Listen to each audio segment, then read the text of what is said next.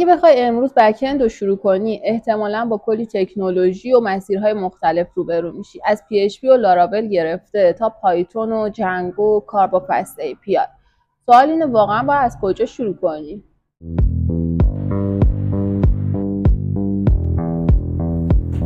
توی یادگیری بک‌اند یه قسمت مشترک با فرانت اند داره، اونم پایه هاست، یعنی HTML CSS مخصوصاً جاوا اسکریپت. چون باید بدونی فرانت اند چطوری کار میکنه که بتونی ارتباط فرانت اند و بک اند رو ایجاد کنی. بعد از این وارد دنیای بک اند میشی، جایی که یاد میگیری چطوری منطق برنامه رو پیاده کنی یا داده ها رو مدیریت کنی.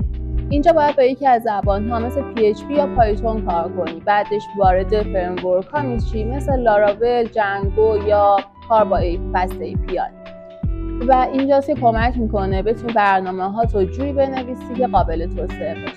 ولی بحث اینجاست که بک‌اند صرفاً برنامه نویسی نیست. باید یاد داشته باشی با دیتابیس کار کنی، API طراحی کنی و برنامه‌ت رو جوری بنویسی که توی دنیای واقعی قابل استفاده باشه.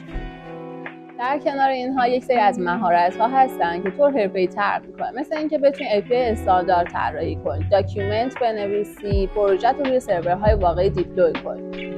یا اینکه یه سری ابزارهای خیلی مهم مثل داکر و کوبر که توی تیم‌های حرفه‌ای خیلی ازشون استفاده می‌کنن. اینا چیزایی هستن که تو از یه برنامه‌نویس معمولی تبدیل می‌کنن به یه فردی که آماده با یه تیم واقعی کار کنه.